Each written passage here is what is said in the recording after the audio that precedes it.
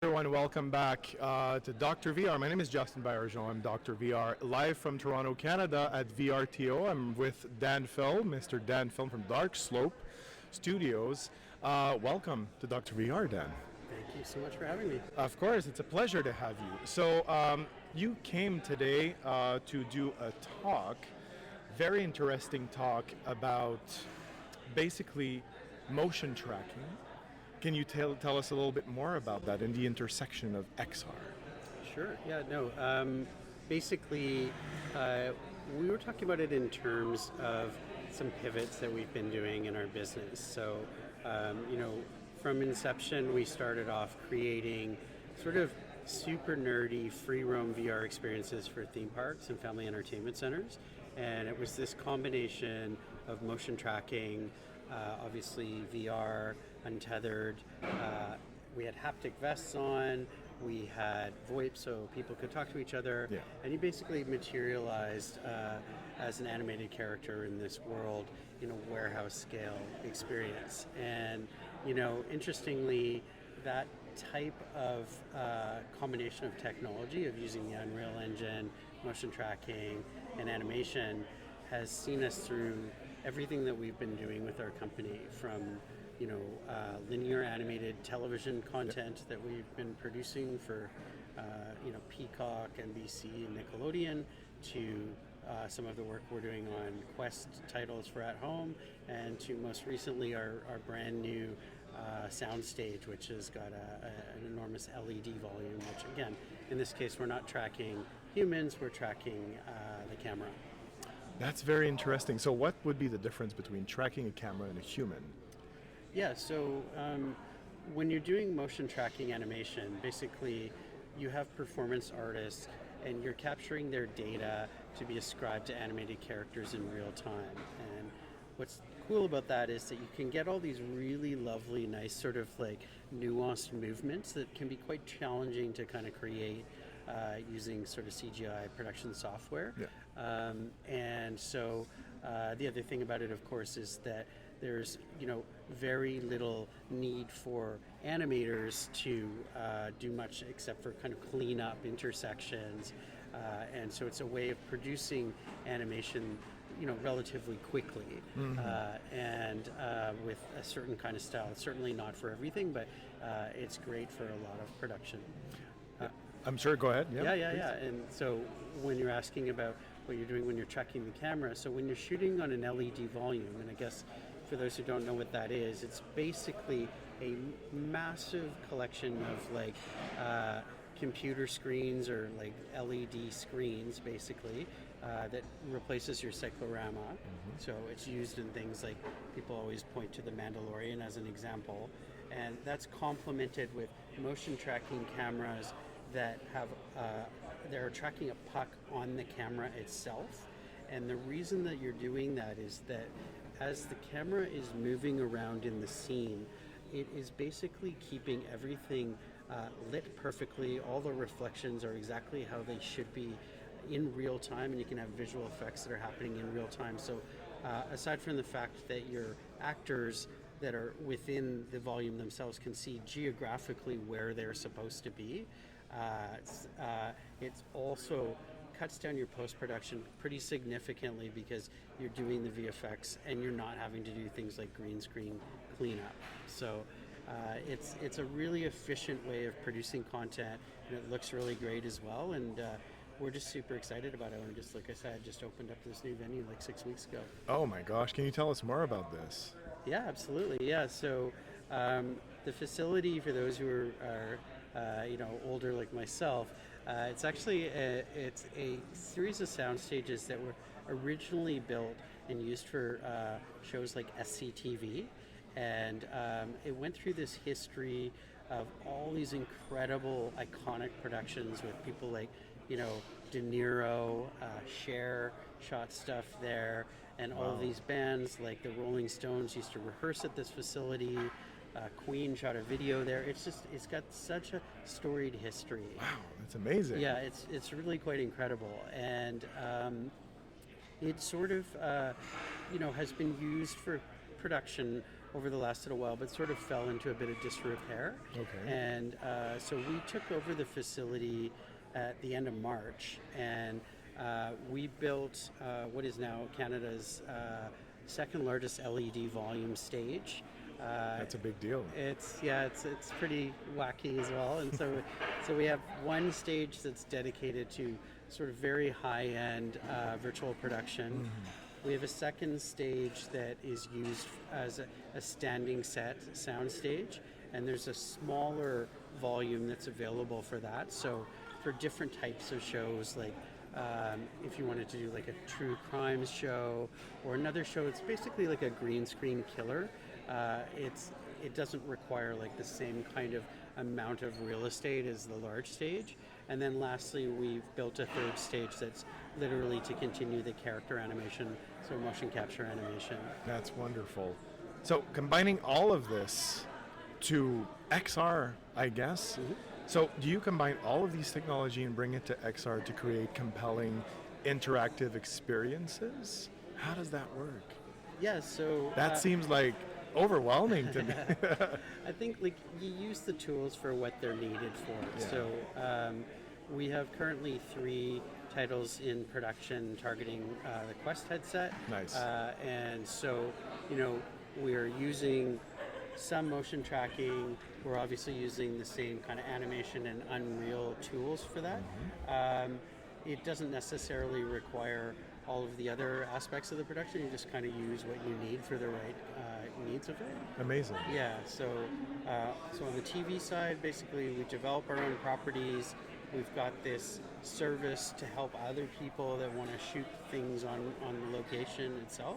And then on the game side, we have the 3 different titles that are, really kind of going after a contemporary XR user and sort of pushing what you can do in MR. And look forward to 2 of those titles coming out at the end of this year. So are you using motion capture to create these titles or volumetric capture as well? We're not using volumetric capture. We are using some motion capture animation, and then there's some like character animation that's just being done, traditionally. Yeah. Yeah. Oh, that's amazing. Are they going to be interactive? They are. All three games are interactive. Yeah. That's wonderful. Yeah. So when can we expect these games, and what are the titles? I can't tell you the titles. Oh, okay. But 2 of the titles will be coming out at the end of this year. So look for, Quest 3 titles. And then we have announced a 3rd title that's based on a graphic novel property called The Deep. And it's sort of like a crazy underwater adventure experience. And that will come out late next year. That's wonderful. I've always been a huge fan of virtual production. Again, I wrote a book on the story of motion and performance capture, and I study virtual production, and I'm a fan of virtual cameras. I'm just wondering, how do you apply all of these things, motion capture and virtual production, the way you do it, combining it with XR to create these things? Because that makes me feel like you're basically creating some sort of a perfect XR experience.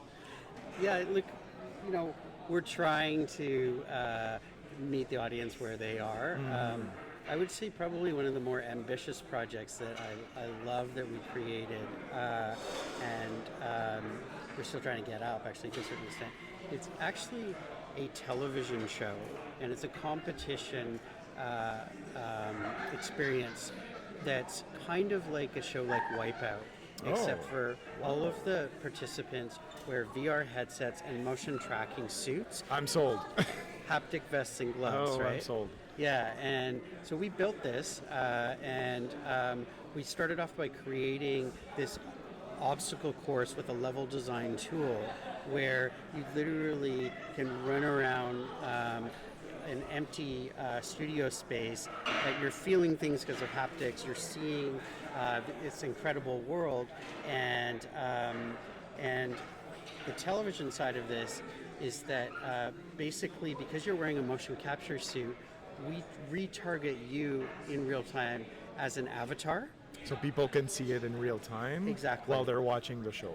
That's right. Well, and also the show itself, you cut between the real world where you can see me running around on a stage, basically trying to dodge things that don't exist, right?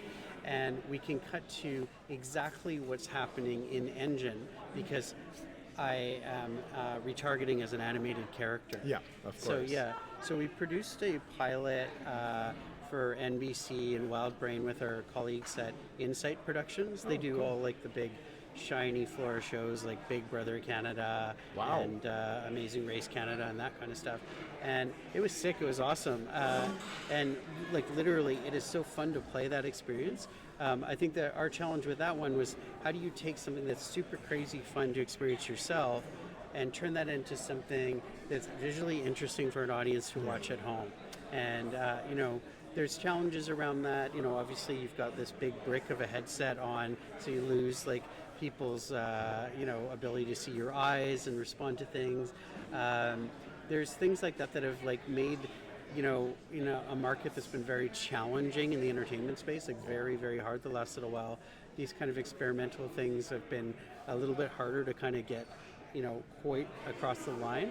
But we have certainly had a lot of interest in this, and we're exploring all kinds of different formats where literally you're using the techniques that we use to create a video game to not only create that game, but also create a television show. That's really cool. So that's like location-based entertainment almost, because people go there, experience it, and then it's retransmitted. It's not like an in-home type of experience. You really need to go there to live it. That's exactly right. Although we are always thinking 360, and so we started to build a complementary tool at home that you could put on your Quest headset, and you could first of all design levels that could be used on the show, and then the levels that they use on the show you could download after it airs, and you could play those at home yourself. Yeah, now you don't need a warehouse, you kind of like modify your movements and that, but we're always thinking about that as well, like how do we get to the home user as well. That's such a cool way of coming up with new possibilities with XR. You know, you have that show that people can go and attend, and then you have the same thing you can do at home, adapted for an in-home experience. That is amazing. And also I feel like it can also attract audiences from all ages. Yeah, 100%. And so, you know, these things still need to be proved out. But I think, you know, as I was saying in my session today, like, I feel like we were all promised Ready Player One, and, you know, we're like inching towards it now. You know, like the new devices. I love the fact that we've got much better hand tracking with, you know, Vision Pro. The eye tracking is very good.